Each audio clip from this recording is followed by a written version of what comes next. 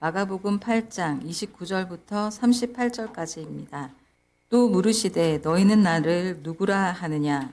베드로가 대답하여 이르되 주는 그리스도시니이다 하매 이에 자기의 일을 아무에게도 말하지 말라 경고하시고 인자가 많은 고난을 받고 장로들과 대제사장들과 서기관들에게 버림받아 죽임을 당하고 사흘 만에 살아나야 할 것을 비로소 그들에게 가르치시되 드러내놓고 이 말씀을 하시니 베드로가 예수를 붙들고 항변하매 예수께서 돌이키사 제자들을 보시며 베드로를 꾸짖어 이르시되 사탄아 내 뒤로 물러가라. 내가 하나님의 일을 생각하지 아니하고 도리어 사람의 일을 생각하는도다 하시고 무리와 제자들을 불러 이르시되 누구든지 나를 따라오려거든 자기를 부인하고 자기 십자가를 지고 나를 따를 것이니라. 누구든지 자기 목숨을 구원하고자 하면 잃을 것이요 누구든지 나와 복음을 위하여 자기 목숨을 잃으면 구원하리라. 사람이 만일 온 천하를 얻고도 자기 목숨을 잃으면 무엇이 유익하리요? 사람이 무엇을 주고 자기 목숨과 바꾸겠느냐? 누구든지 이 음란하고 죄 많은 세대에서 나와 내 말을 부끄러워하면 인자도 아버지의 영광으로 거룩한 천사들과 함께 올 때에 그 사람을 부끄러워하리라. 예수님은 공생애 내내 당신의 정체를 드러내지 않으셨습니다. 그러다가 드디어 비밀이라면서 제자들에게만 그리스도라는 정체를 밝히십니다. 그리고는 아무에게도 말하지 말라고 입단속을 시켰습니다. 이어서 고난을 당하고 죽임을 당하고 사흘 뒤에 살아날 거라고 하셨습니다. 31절에 인자가 많은 고난을 받고 장로들과 대제사장들과 서기관들에게 버림받아 죽임을 당하고 사흘 만에 살아나야 할 것을 비로소 그들에게 가르치시되 제자들이 이 말씀을 듣고 깜짝 놀랐습니다. 느닷없이 날벼락 같은 말씀이었죠. 예수님 한 분만 믿고 여기까지 따라왔습니다. 그런데 예수님이 고난을 받고 죽임을 당한다고 합니다. 다시 살아난다고 하셨지만 그거는 믿기 어렵습니다. 제자들은 예수님이 고난받고 죽임을 당한다는데 온 신경이 곤두섰습니다. 이러자고 예수님을 따랐던 게 아닙니다. 베드로가 예수님을 붙들고 항변했습니다. 그런 말씀 마십시오. 그런 일은 결코 죽게 일어나지 아니할 것입니다. 그거는 마음이 약해져서 하시는 말씀입니다. 베드로가 예수님을 굳게 지키겠다고 다짐하는 말이었어요. 어떻게든지 이 흐름을 바꾸려고 했습니다. 그런데 예수님의 반응이 아주 황당합니다. 베드로를 혹독하게 꾸짖습니다. 사탄아, 내 뒤로 물러가라. 내가 하나님의 일을 생각하지 아니하고 사람의 일을 생각하는도다. 정말 충격입니다. 가장 믿음직스러운 이 베드로를 사탄이라고 하셨습니다. 베드로가 예수님을 걱정해서 드린 말씀이었는데 그걸 귀신 들린 자 꾸짖듯 하신 거죠. 방금 베드로를 크게 칭찬하셨어요. 그것도 며칠 전에 한 게 아니라 방금 그런 말씀을 하셨죠. 29절에 너희는 나를 누구라고 하느냐 물으셨죠. 베드로가 주는 그리스도십니다라고 대답했어요. 마태복음에는 주는 그리스도시고 살아계신 하나님의 아들이십니다. 이렇게 대답했다고 나와요. 그때 예수님이 베드로에게 내가 참 복이 있다. 내가 너에게 천국 열쇠를 주겠다고 하셨습니다. 베드로가 멀쩡합니다. 그런데 그런 베드로를 금방 귀신 들린 자 취급을 했어요. 베드로가 예수님을 지키려고 했던 말입니다. 그걸 모르실 리가 없잖아요. 기특하다고 칭찬해줘도 모자랄 판입니다. 그런데도 지나칠 정도로 단호하셨습니다. 베드로가 예수님의 십자가의 고난과 죽음과 부활을 가로막았기 때문입니다. 예수님은 앞으로 벌어질 일들을 아주 자세하게 예언하셨습니다. 인자가 많은 고난을 받는다. 장로들과 대제사장과 서기관들에게 버림받는다. 죽임을 당한다. 하지만 사흘 만에 살아난다. 이 모든 게 다 하나님의 일이다. 철저히 하나님의 계획 속에 이루어질 거다. 그러니 마음 단단히 먹고 있으라 하는 거죠. 그리고 34절에 무리와 제자들을 불러서 제자도를 가르치십니다. 누구든지 나를 따라오려거든 자기를 부인하고 자기 십자가를 지고 나를 따를 것이니라. 제자들이 예수님을 따랐을 때 고난당하고 십자가 지는 것까지는 생각을 못했을 겁니다. 그러나 이제는 아주 심각해졌습니다. 예수님을 따른 결말이 고난과 죽음으로 이어지는 비극이라고 합니다. 그런데도 계속 주님을 따라야 될까요? 예수님이 복음을 전하셨을 때 사람들이 구름대처럼 몰려들었습니다. 수많은 병자를 고치고 귀신을 내쫓았습니다. 또 예수님의 설교 말씀은 얼마나 감동적이었는지요. 정말 인기 절정이었습니다. 그래서 예수님의 제자가 되려고 따라 나선 사람들이 많았습니다. 그런데 예수님이 그 중에 12명만 골라서 제자로 뽑으셨어요.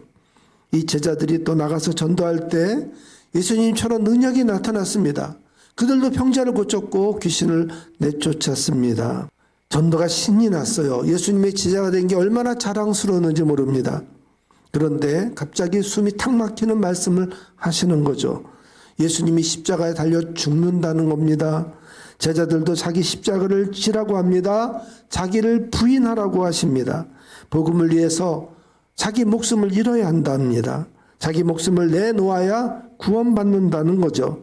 이제 와서 구원과 목숨과 바꾸겠냐고 묻고 계십니다. 35절 37절입니다. 누구든지 자기 목숨을 구원하고자 하면 잃을 것이요 누구든지 나와 복음을 위하여 자기 목숨을 잃으면 구원하리라. 사람이 만일 온 천하를 얻고도 자기 목숨을 잃으면 무엇이 유익하리요? 사람이 무엇을 주고 자기 목숨과 바꾸겠느냐? 자, 이제 제자들이 결단해야 됩니다. 예수님이 이후로도 몇 차례 더 십자가 순환에 대해서 예고하셨어요. 전도가 그저 인기만 얻고 신나는 일은 아니다. 앞으로는 비장한 각오로 나를 따라야 한다고 하신 겁니다. 1957년 대학교 선교단체인 CCC의 창립자 빌 브라이트가 아주 간단한 영적 원리 사형리를 소개했습니다. 첫째가 하나님은 당신을 사랑합니다. 하나님은 당신을 향해 놀라운 계획을 세우고 계십니다. 두 번째가 그런데 사람은 죄에 빠져서 하나님으로부터 떠나 있습니다. 그래서 하나님의 사랑과 그 계획을 모르고 삽니다. 세 번째 교리가 예수 그리스도만이 이 죄를 해결할 수 있습니다.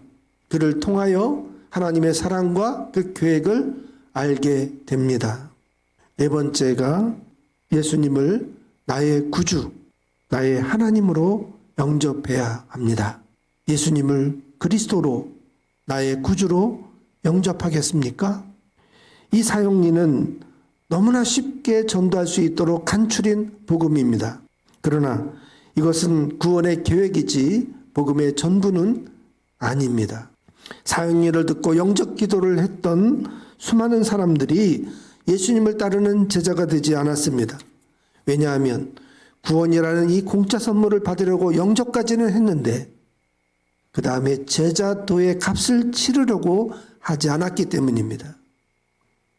요즘 한국교회가 쇠퇴기에 빠졌습니다.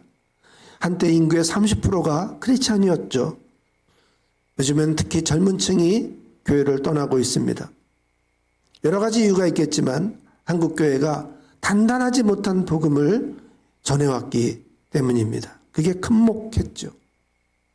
이제까지 복음은 여러 모양으로 변해왔습니다. 크게 분류해보면 6가지입니다. 첫째는 죄 용서로 간소화된 복음입니다. 죄 용서와 구원의 은혜만 강조하는 거죠. 제자가 되어 순종하는 삶은 다루지 않습니다. 믿음은 구원을 위해 꼭 필요한 조건입니다. 거기에 추가 조건은 없습니다. 그저 예수님을 믿기만 하면 됩니다. 이것을 뱀파이어 크리스찬이라고 합니다. 예수님의 십자가 보혈에 한 방울만 있으면 된다는 거죠. 예수님의 피를 빨아먹는 흡혈귀 같은 크리스찬이라니 소름이 끼치는 별명입니다. 두 번째로 진보주의 복음입니다. 자유주의 신학자들이 성경에서 신비로운 기적 이야기들을 다 지어냈습니다. 그런 이야기들은 다 부풀려진 거라고 했어요.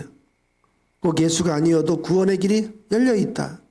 그러니 타 종교와도 허심탄회하게 열린 대화를 나누자. 하나님이 분노할 일도 없다. 그러니 심판도 없고 당연히 지옥도 없다. 심판, 지옥 그런 얘기는 유치하다. 그러니 구원은 그렇게 급한 게 아니다 라고 가르칩니다. 셋째는 번영 복음입니다. 번영 신학이라고도 하죠.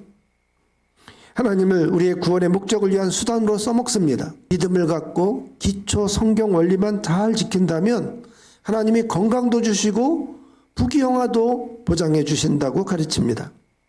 이게 특히 가난한 나라에 잘 먹혔습니다.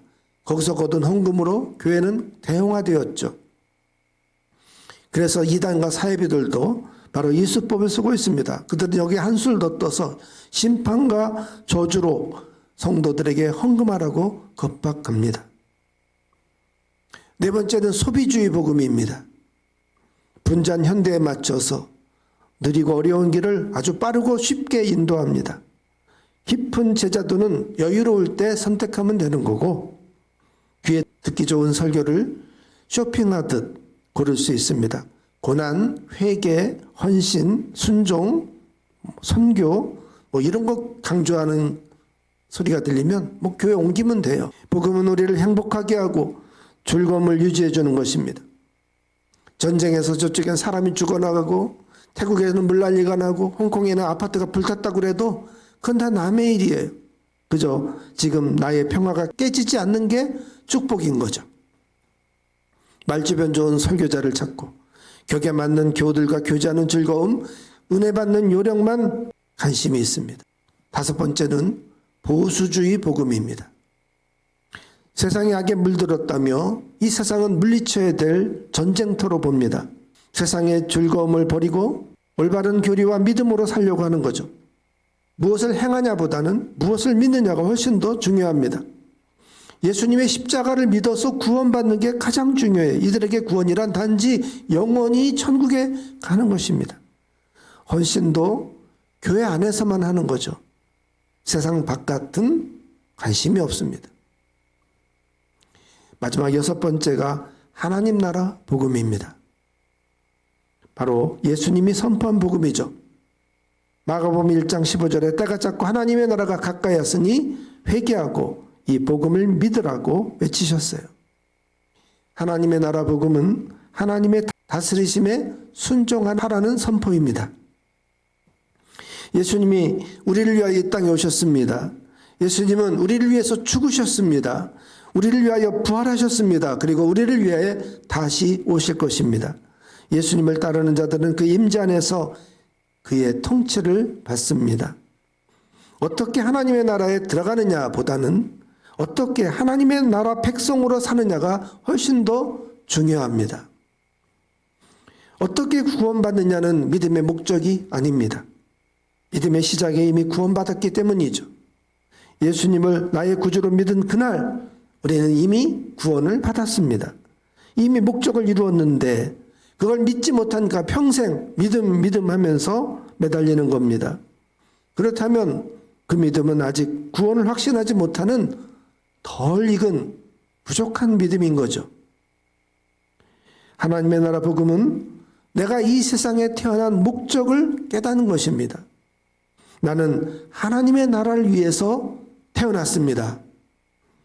하나님은 내가 예수님을 따르고 그의 가르침에 복종하기를 원하십니다.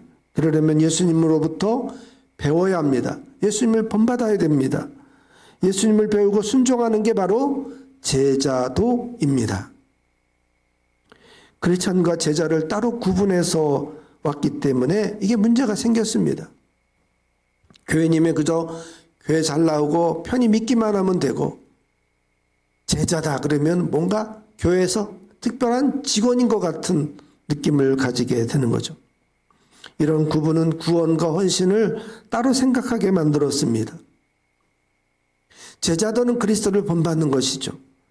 제자가 된다고 모두 예수님처럼 십자가에 달려 죽지는 않습니다.